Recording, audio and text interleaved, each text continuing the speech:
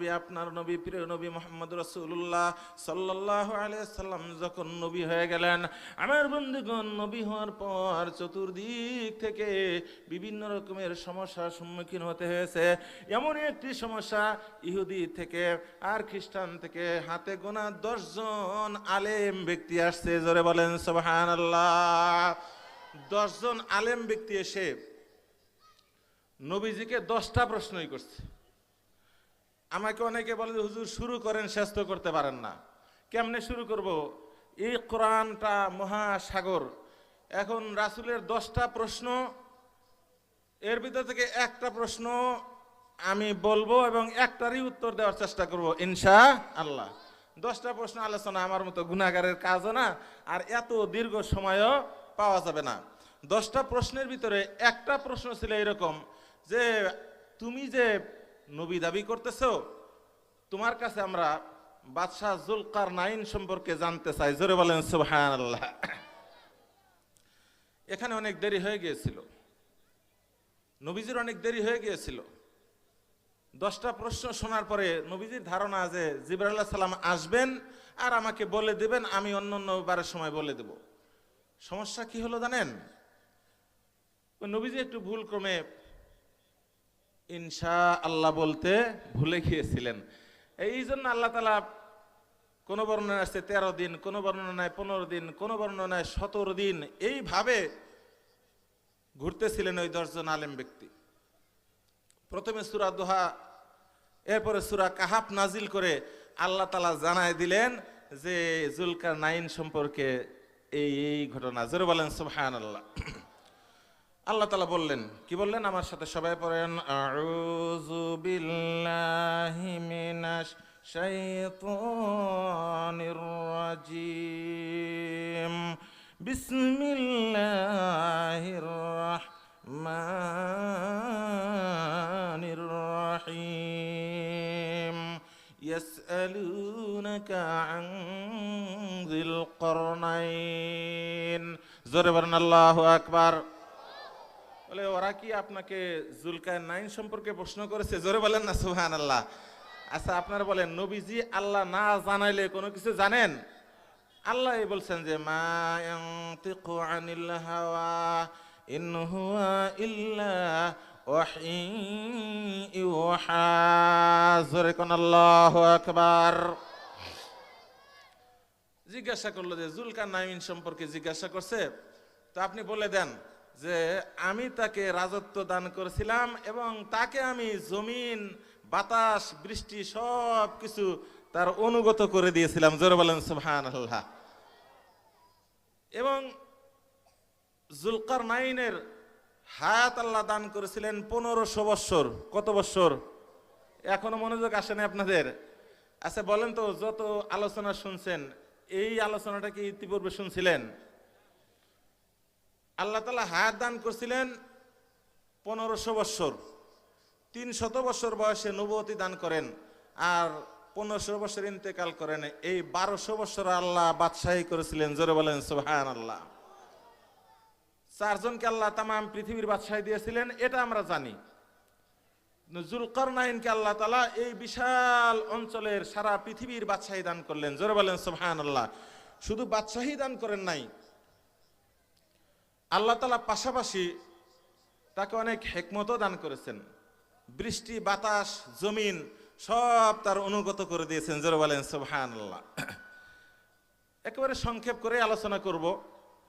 এগুলো অনুগত হওয়ার পরে এখন জুলকারনাইন চাইলেন যে দেখি আমি একটু ঘোরাফেরা করি, একটু কেমন আল্লাহ তাআলার পৃথিবী ঘুরে ফিরে দেখি।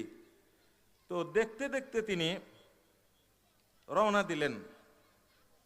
কোথায় রওনা দিলেন? ওই কথাটা আল্লাহ তাআলা কোরআনে বলেছেন। যে সূরা থেকে বলতেছি, সূরা কাহাফ, পবিত্র কোরআনের এই সূরাটি অত্যন্ত দামি। যারা এই সূরাটি পড়বে শুক্রবারের দিন কিয়ামতের মাঠে কোনো আলো থাকবে না, কিন্তু এই লোকটার চেহারার আলোতে হাসরবাসীরা দেখতে পাবে। জোরে বলেন সুবহানাল্লাহ। সূরা আল কাহাফ বৃহস্পতিবার রাত অথবা শুক্রবারে তেলাওয়াত করার চেষ্টা করবেন। 15 পারার 12 পৃষ্ঠা থেকে শুরু করে 16 পারার 3 পৃষ্ঠা সামান্য একটু বেশি, এখানে সে শেষ হয়ে গেছে। সবাই পড়ার জন্য চেষ্টা করবেন ইনশাআল্লাহ। আর আমি তেলাওয়াত করেছি শেষের দিকের আয়াতগুলো 79 নাম্বার থেকে। জুলকারনাইন বাদশাহী পাইলেন। বাদশাহী পাওয়ার পরে উনি বললেন যে দেখি আমি কোন দিকে যাব। আর উনি প্রথমে কোন দিকে গেলেন ওই কথা আল্লাহ বলেছেন। সবাই আমার সাথে বলেন, আউযু বিল্লাহি মিনাশ শাইতানির রাজিম, বিসমিল্লাহির রাহমানির রহিম। حتى إذا بلغ مغرب الشمس وجدها تغرب في عين حميئة وجد عندها قوما قلنا يا ذا القرنين إما أن تعذب وإما أن تتخذ منهم حسنا ضربنا الله أكبر। এর আগের আয়াত ছোট, সুম্মা আতবা সাবাবা। আমি যখন হেফজ পড়ি এই একটা পৃষ্ঠার ভিতরেই হেফজ কোরআন শরীফের 16 নম্বর পারার এই দ্বিতীয় পৃষ্ঠার ভিতরেই এই শব্দটা 3 বার আসছে। সুবহানাল্লাহ বলবেন না? ছোট থেকে একটু চিন্তা ভাবনা করতাম যে কারণ কি। সুম্মা আতবা সাবাবা 2 বার আর ফা আতবা সাবাবা 1 বার, এই 3 বার আছে এক পৃষ্ঠাতেই। তা আমি মনে মনে কই যে এই একটা শব্দই, ছোট্ট একটা শব্দ, এটা এক পৃষ্ঠার মধ্যে 3 বার দেওয়ার কি দরকার ছিল? কথা বলেন ঠিক কিনা? এটা আমার ধারণা। পরে পড়তে পড়তে এখন পাইলাম যে সুম্মা আতবা সাবাবা, সে পথ ধরলেন, জুলকারনাইন পথ ধরলেন। জোরে বলেন সুবহানাল্লাহ। ওই জুলকারনাইন বারবার পথ ধরছেন, ওই কথাটাই আল্লাহ বলছে সুম্মা আতবা সাবাবা, সে এই পথ শেষ করে আর এক পথ ধরলেন। জোরে বলেন সুবহানাল্লাহ। প্রথম যে পথ ধরলেন মাগরিবা শামসি, অর্থাৎ যেখানে সূর্য অস্ত যায়। জোরে বলেন না সুবহানাল্লাহ। খুবই খারাপ লাগতেছে। আচ্ছা আপনারা বলেন, যারা প্যান্ডেলের বাহির আছে তারা কি আসলে আমার কথার মজাগুলো পাইতেছে? অবশ্যই আপনারা মজা পাইতেছেন, কারণ আমি এটা কোনো ওই যে রহিমা বিবির কিচ্ছা শুরু করে নাই। আমি শুরু করছি কোরআন থেকে জুলকারনাইনের কথা। জোরে বলেন সুবহানাল্লাহ। তো উনি চলতে চলতে চলতে চলতে একেবারে যেখানে সূর্য অস্ত যায় সেই সমুদ্রের সামনে গিয়ে দাঁড়াইছেন। জোরে বলেন সুবহানাল্লাহ। আর যাবার মতো শক্তি নাই। ওই সমুদ্রে পারে গিয়ে দাঁড়ায় দেখেন যে সূর্য এখন অস্ত যাবে যাবে। এই অবস্থায় সেখানে যারা বসতি ছিল, লোকজন ছিল, তারা সবাই ওই সূর্যের পূজা করতেছে। জোরে বলেন নাউজুবিল্লাহ। এরকম করে করে সূর্যকে সম্মান জানাইতেছে, তাজিম জানাইতেছে, পূজা করতেছে। জুলকারনাইন মনে মনে রাগ হয়ে গেল, আরে কেমন, সূর্য যিনি সৃষ্টি করছেন সেজদা পাবেন কে? কথা বলেন, সেজদা পাবেন কে? যিনি সূর্য সৃষ্টি করছেন, যিনি চন্দ্র সৃষ্টি করছেন, এখানে তারা সূর্যের কেন সেজদা করে?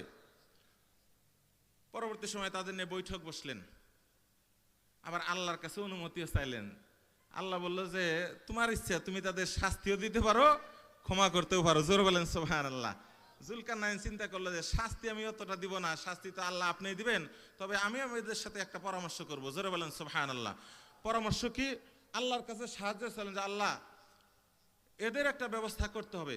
বলে তোমরা কেন এই সূর্যের পূজা করো? এরা বললো কি জানেন? বললো যে আমরা এই জন্য সূর্যের পূজা করি, আমাদের খাবার দাবার হাল চাষের কোনোই ব্যবস্থা নাই। আমাদের ধারণা এই যে সূর্য ডুবলো সমুদ্রের ভিতরে, এই সূর্যের তাপে কিছু মাছ মরবে, ভেসে উঠবে, আর সকালবেলা ওগুলি কুড়ে আন আমরা খাই। এজন্য মনে করি যে সূর্যেরই ক্ষমতা। জোরে বলেন নাউজুবিল্লাহ। আসলে সূর্যের ক্ষমতা, সূর্যের ক্ষমতা না। তো এই কথা তারা যুক্তি দেখাইলো যে আমাদের যিনি খাবার দেন, আমাদের যিনি খাবার দেন, আমরা তো মনে করি সূর্যের তাপে পানি গরম হয়ে তারপরে মাছ ভেসে ওঠে, এজন্য আমরা সূর্যের পূজা করতেছি।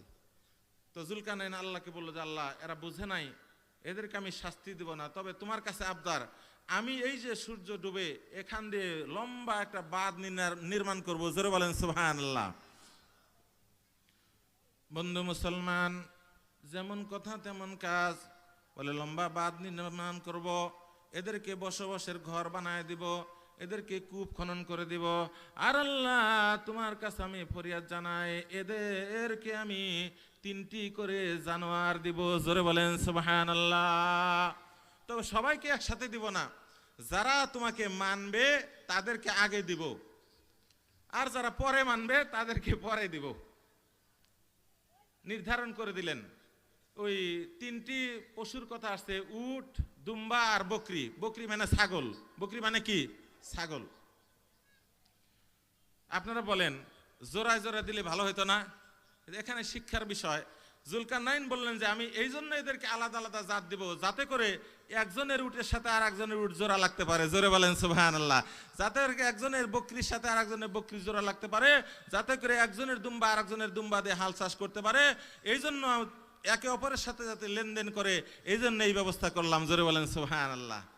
কাজটা ভালো হয়েছে না খারাপ হয়েছে? একটু জিকির করি লা ইলাহা। আসেন আসেন, সমস্যা নাই, এনে কোনো সমস্যা নাই। হাতে পাকে বান দিব না রে ভাই, এখানে কোনো সমস্যা না। আসেন না বেহেশতের বাগানে, এত দেরিতে আসতেছেন কেন? লা ইলাহা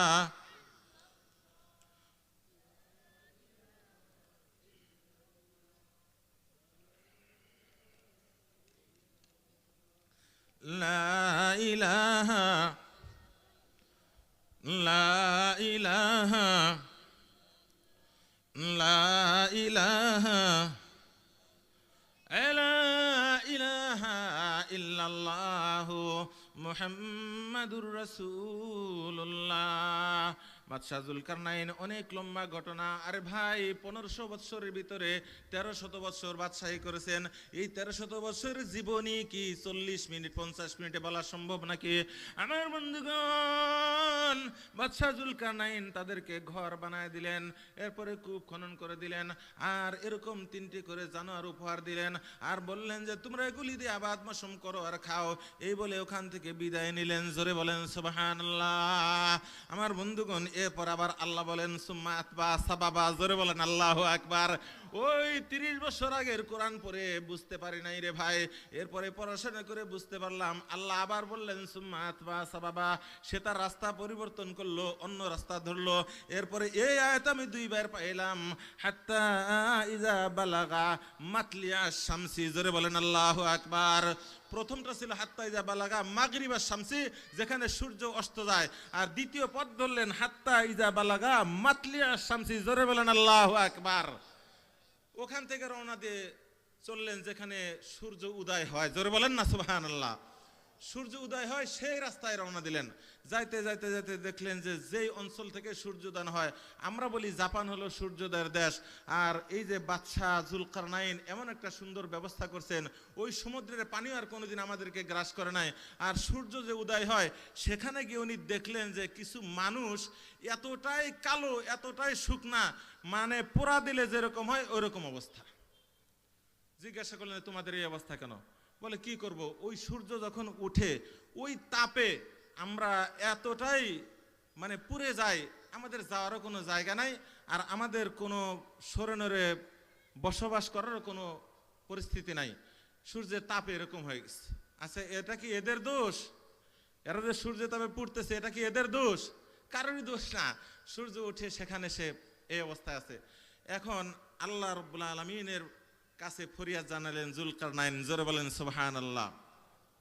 এ কথাটা খুবই গুরুত্ব দিয়ে শুনবেন, যুবকেরা খুবই গুরুত্ব দিয়ে শোনো।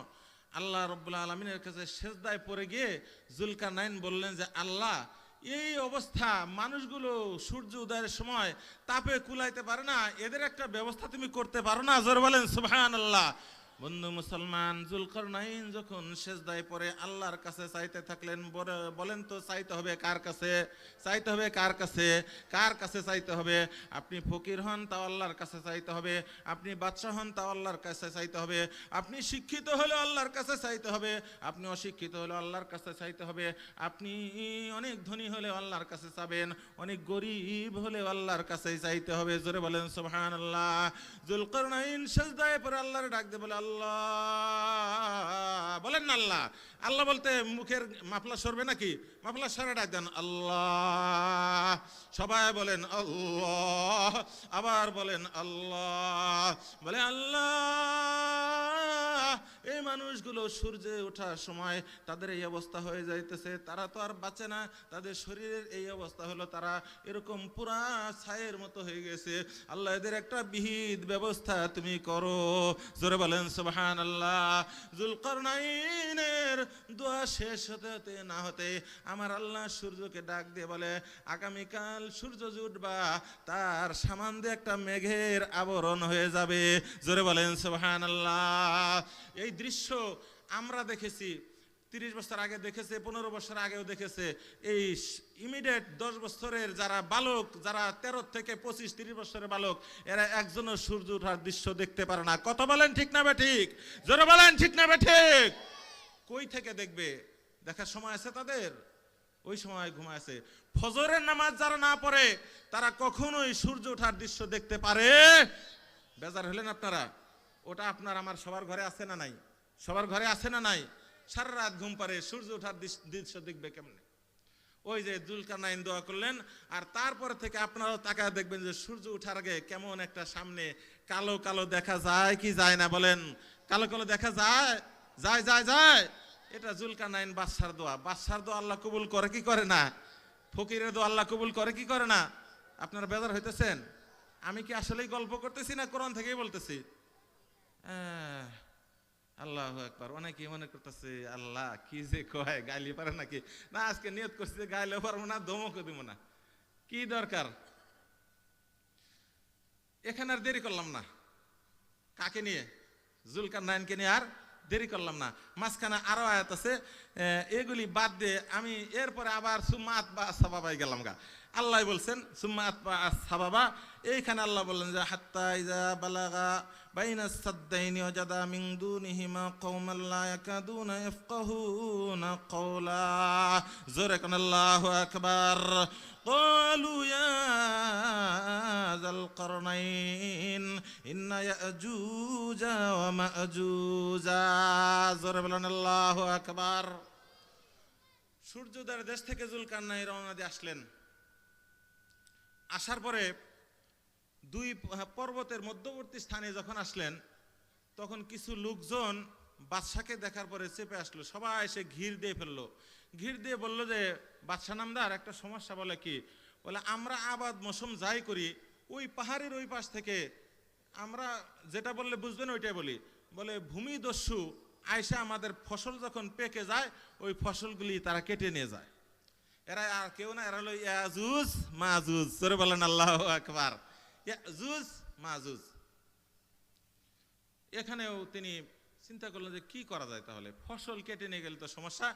তো উনি বললেন যে এক কাজ করো, তোমাদের বাড়ির থেকে লোহা জাতীয় কিছু যদি থাকে, এই দা ভাঙ্গা বটি কুড়াল এই ধরনের কিছু থাকলে এই লোহাগুলি তোমরা একটা আমার কাছে নিয়ে আসো। সুবহানাল্লাহ বলেন না এখনো? তো এলাকার লোকজন কিছু লোহা এগুলি নিয়ে আসছে। আমি তাফসিরে কাশাফে পড়েছি যে 1.5 মনের মতো ওজন হবে। বাইজাবেতে বলছে 1 থেকে 1.5 মন ওজন হবে। বিভিন্ন তাফসিরে বিভিন্ন লেখছে, ধরে নেন 1.5 মন লোহাই হয়েছে। এই 1.5 মন লোহা এক জায়গায় রাখছে। রাখার পরে বলে আসো তোমরা আমার সাথে আসো। ওই জনগণকে ডাক দিছে। জোরে বলেন সুবহানাল্লাহ। জনগণকে ডাক দিয়ে আল্লাহর ডাক দিছে, রব্বানা। বলেন না সবাই রব্বানা। কারা ডাক দিছেন? আমার আল্লাহ ডাক দিয়ে বলে, আল্লাহ আমার করার কোনো ক্ষমতা নাই, তুমি ইচ্ছা করলে এই জাতিকে ভূমিদস্যুদের হাত থেকে বাঁচাইতে পারো। জোরে বলেন সুবহানাল্লাহ।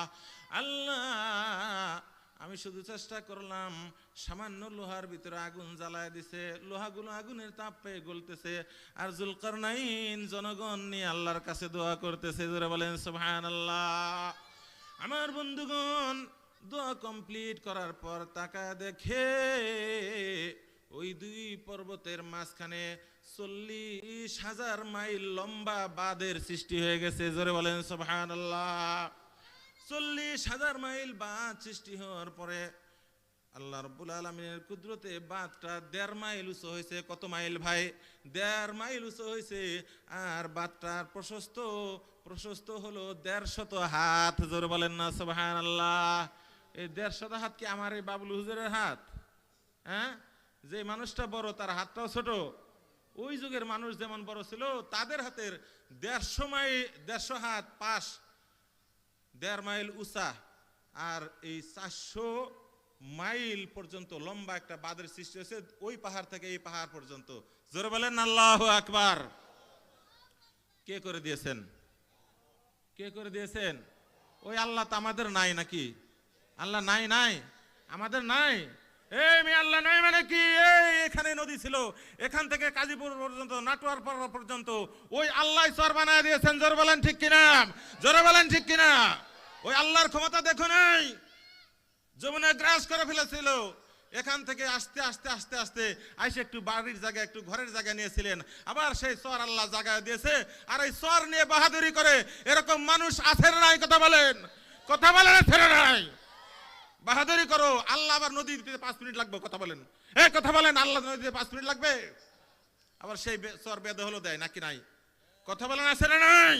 কথা বলেন, আছে না নাই? ভূমিদস্যু হয়ে যান, আধা জমিন কারো যদি কারো বেদখল করে খেয়ে যান, আল্লাহর কসম, আল্লাহর কসম, আল্লাহর কসম, 36 বার হজ করেন, আল্লাহর জান্নাত চোখে দেখবেন না। ঠিক এই কয়জনের কাছে না, সবার কাছেই। তার মানে আপনারাও জমি বেদখল করেন? এই জমি বেদখল করেন। ও শুনছেন? হুঙ্কার শোনেন নাই? যারা গেটের কাছে আছো, আমি আর পরে স্টেজে থেকে যদি দেখি যে দোকানের পাশে আড্ডা মারতেছো, আমার নাম বাবুল হুজুর, এটার ভিতরে ইমানের শক্তি আছে, আর কিছু নাই। এটার ভিতরে ইমানের শক্তি আছে। তুমি কার সন্তান? তুমি কার বংশের? তুমি কত বড় মাস্তান? এই মাস্তান করে বাবুল হুজুর কথা বলে নাই কোনোদিন। কথা বলেন ঠিক কিনা? যে আল্লাহ যুলকারনাইনের দোয়াতে এই 400 মাইল বাঁধ সৃষ্টি করেছিল, ওই আল্লাহ এই শালদাও চর, এই শালগ্রাম চর, এই সালাল চর নদীর থেকে আবার জাগায় দিয়েছে। আর এই চরের বুটটাকে বাহাদুরি করো, অহংকার করো, আল্লাহর ঘর পর্যন্ত আসতে পারো না। কথা বলেন ঠিক কিনা? এত খারাপ লাগে আল্লাহর ঘরে আসতে? এত খারাপ লাগে মাহফিলে আসতে? এত খারাপ কেন লাগবে? মাগরিবে নামাজ পড়েছি আমার ফকিরপাড়া মসজিদে, মাদ্রাসার ছাত্র ছাড়া 4 জন মুসল্লি। এশার নামাজ পড়েছি, মাদ্রাসার ছাত্র ছাড়া 2 জন মুসল্লি। বাহাদুরি করো। কার জমিনে বাস করো? বলেন জমিন কার? কথা বলেন, জমিন কার? জোরে বলেন, জমিন কার? এই আসমান কার? খাবার দেয় কে? বহু তোমার মতো বড় বড় মানুষকে আল্লাহ পাহাড়ের সাথে আশ্রয় মারছে নাকি মারেন নাই? আল্লাহ লুত জাতিকে ধ্বংস করে দিয়েছেন, সামুদ জাতিকে ধ্বংস করে দিয়েছেন। এই কোরআনে বড় বড় 8টা জাতির ঘটনা আছে, যাদেরকে আল্লাহ তাআলা মাটির সাথে আশ্রয়া, মাটির সাথে মিশাই দিয়েছেন। তুমি মনে করো না আজ আমি সালালের মাস্তান, তুমি মনে করো না আমি সালদার মাস্তান, তুমি মনে করো না আমি এই দেশের খোদায় গেছি, যার জমি যেমন ইচ্ছা বেদখল করে খাবো। আল্লাহ ধরবেন কি ধরবেন না? কথা বলেন, কথা বলেন, আল্লাহ ধরবেন কি ধরবেন না? আল্লাহর কসম, নিজের বাপদাদার যা আছে তাই নিয়ে থাকেন। অন্যের জমি বেদখল খেয়ে আর কপালে দাগ ফালাবেন, আর অন্যের গিবত গাবেন যে বাবুল হুজুর কি জানে, আমাকে কি জানে। তুমি কি জানো মিয়া? তুমি কি জানো? আসো, এই যুলকারনাইনের ওয়াজ এই মঞ্চে আমি 1 বছর করতে পারবো ইনশাআল্লাহ। জরুর ইনশাআল্লাহ। আমার বন্ধুগণ, যুলকারনাইন দোয়া ছেড়ে দিয়ে দেখে 400 মাইল লম্বা বিশাল বড় এই যে বাঁধ সৃষ্টি করে দিয়েছেন। আর বাঁধ যখন নির্মাণ হয়ে গেল, যুলকারনাইন ডাক দিয়ে বলে, ফামাস্তাউ আইয়াযারুহু ওমাস্তাউ লাহু নাকবা। জোরে কোন আল্লাহু আকবার। ও এলাকার জনগণ, তোমরা আমাকে একটু তামা নিয়ে দাও, একটু পিতল জাতীয় কিছু জিনিস এনে দাও। ওই যে ঘুরে ঘুরে কারো একটু ভাঙ্গা চামিচ, কারো একটু পাতিলের আচারি, এইরকম কিছু নিয়ে এসে, বদনার নাল নিয়ে এসে যুলকারনাইনকে দিছে। বলে আগুন জ্বালায় দাও। আগুন জ্বালায় দেওয়ার পরে যখন এটা সুরার মতো হয়ে গেছে, পাতলা হয়ে গেছে, যুলকারনাইন বলে, এই আল্লাহর নামে এই বাঁধের উপরে লেপন করে দাও। জোরে বলেন সুবহানাল্লাহ। বন্ধু মুসলমান, যুলকারনাইন যখন বার্ধক্যে এসে গেল, অনেক লম্বা কথা বাবা, আমি লম্বা করতে পারবো না। বার্ধক্য আসার পরে মনে মনে জাগ্রত হলো এখন তো দুনিয়া ছাড়তে হবে, এটা আল্লাহ বুঝে ফেলেছে। জোরে বলেন সুবহানাল্লাহ। আল্লাহ ডাকতে বলে, জিবরাইল যা তো আমার বন্ধুর কাছে, বাদশা বোধহয় আরো দুনিয়াতে থাকতে চায়। জোরে বলেন সুবহানাল্লাহ। বলে হ্যাঁ, তার ইচ্ছা আরো যদি বেশি দিন থাকতে পারে। বাবারে 1200 বছর বাদশাহী করার পরেও মনের খায়েশ কিন্তু মিটে নাই। কথা বলেন ঠিক কিনা? 1200 বছর বাদশাহী তারপরে এরপরে বলে ঠিক আছে যাও, এই যে একটা পাথর দিলাম জান্নাত থেকে, একটা সাদা পাথর নিয়ে যাও, জুলকারনাইনকে বলো ওই যে বাঁধ নির্মাণ করছে তার ওই পাশে বিশাল বড় একটা পাহাড় আছে, ওই পাহাড়ের উপরে উঠবে। পাহাড়ে উঠার পরে এমন একটা জায়গা আছে সেখানে অন্ধকার, ওই অন্ধকারের ভিতরে যাইতে পারবে না। এই পাথর হাতে থাকলে পাথরের লাইটে যাইতে পারবে। জোরে বলেন সুবহানাল্লাহ।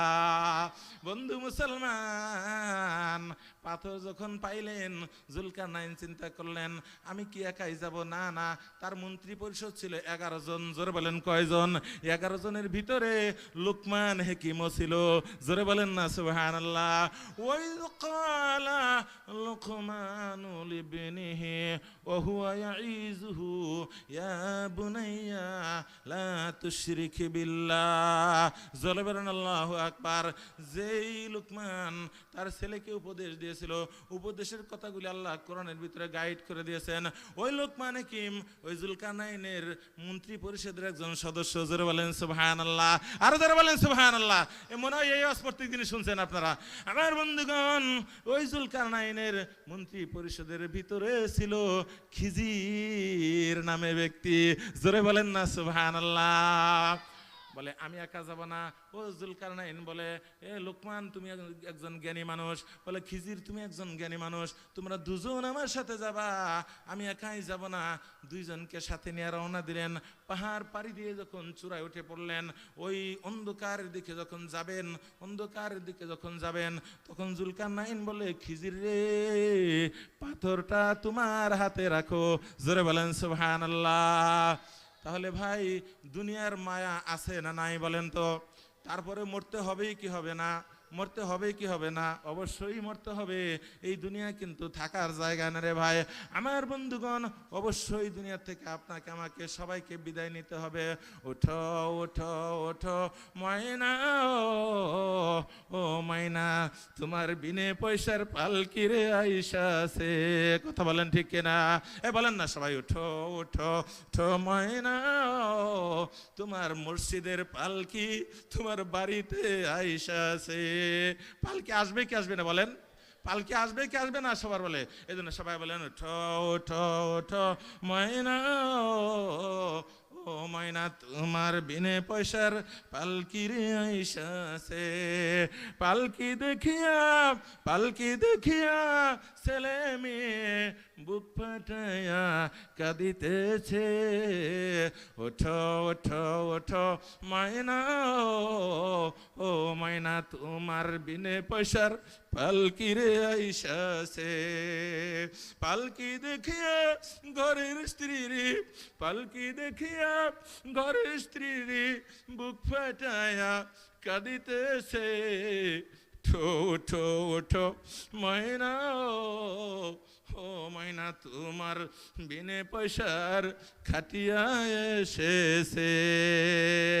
ভাই খাটিয়া বাড়িতে যাবে কি যাবে না বলেন তো? খাটিয়া বাড়িতে যাবে কি যাবে না? সকলের বাড়িতে খাটিয়া প্রবেশ করবে রে ভাই। আমার মা বোনেরা, অল্প সময় কথা শুনেন। আপনাদের সামনে দু চারটি কথা না বললে কালকে অনেকে ফোন করবে যে মা বোনদের তো কিছুই বললেন না। আমার বন্ধুগণ, জুলকারনাইনের পাথরের কথাটা মনে করে দিবেন। কেমন? জুলকারনাইনের পাথরের কথাটা মনে করে দিবেন। আমার মা বোনেরা, আপনাদের মতো মা ছিল জুবাইদা, আপনাদের মতো মা ছিল আসিয়া, আপনাদের মতো মা ছিল সুমাইয়া। জুবাইদার বিয়ের বয়স হয়েছে, সিরিয়া রাষ্ট্রে তার বাড়ি। ওই দেশের বাদশার নাম বাদশাহ হারুনুর রশিদ। জোরে কান সুবহানাল্লাহ। আমার বন্ধুগণ, ওই দেশের বাদশার নাম বাদশাহ হারুনুর রশিদ। হারুনুর রশিদ বিবাহ করবেন, খুঁজে খুঁজে খোঁজ নিয়ে দেখলেন যে দিনদার মুত্তাকিন পরহেজগার একজন নারী আছে, তার নাম হলো জুবাইদা। জুবাইদার কাছে যখন এরকম পয়গাম পাঠানো হয়েছে, জুবাইদা বলে না, হারুনুর রশিদ আমাকে বিয়ে করতে পারবে না। জোরে বলেন সুবহানাল্লাহ। আমার বন্ধুগণ সকলেই বলে আহারে, যেই দেশের বাদশাহ দিনদার, ওই দেশের বাদশাহ প্রস্তাব দিয়েছে। হারুনুর রশিদ বলে কি চায় সে, আমার কাছে কি তার পাওনা আছে, কি তার জানা আছে, কি চায়, তার বিনিময়ে আমি তাকে বিয়ে করব। জোরে বলেন সুবহানাল্লাহ। আমার বন্ধুগণ পয়গামের কাছে খবর পাঠায় দিছে, হারুনুর রশিদের কাছে খবর পাঠাইতেছে জুবাইদা বলে আমি কিচ্ছু চাই না, আমি চাই দেনমোহর হিসাবে ওই যে মক্কা মদিনার মানুষগুলো হজ করতে যখন আসে, পানির অভাব, ওযু করার সমস্যা, আমার দেনমোহর হিসেবে একটা খাল খনন করে দিবে, এই খালের পানিতে যেন ওই মানুষগুলো ওযু করতে পারে। জোরে বলেন সুবহানাল্লাহ। হারুনুর রশিদ রাজি হয়ে গেলেন। দেনমোহর দেওয়া তো জায়েজ না নাকি? সুবহানাল্লাহ আলহামদুলিল্লাহ। একটু জোরে বলেন না সুবহানাল্লাহ।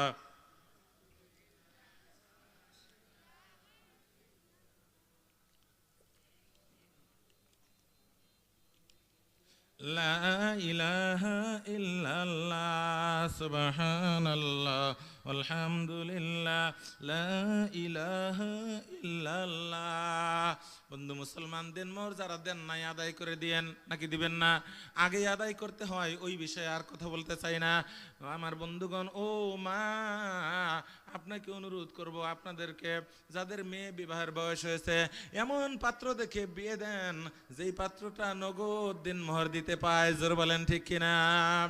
আমার বন্ধু মুসলমান, জুবাইদার মতো ধার্মিক মানুষ বলে দেনমোহর হিসাবে আমি স্বর্ণ এগুলো কিছুই চাই না, আমি চাই সে যেন একটা খাল খনন করে দেয়, যে খালের পানি মক্কা মদিনা পর্যন্ত পৌঁছে যায়।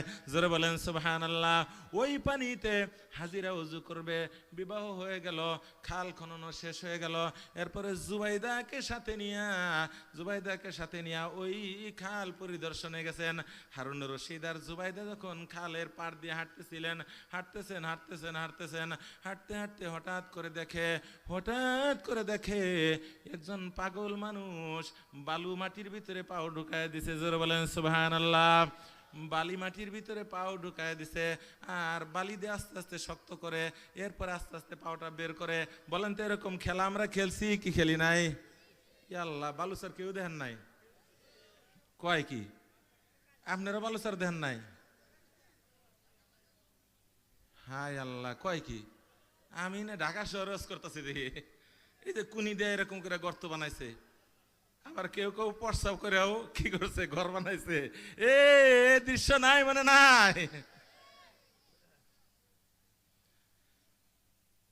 ওই একটা লোক ওইরকম করে পায়ের উপরে মাটি দেয় আর ঘর বানায়, পাও বের করে আর বলে জান্নাতের ঘর বানাইতেছি।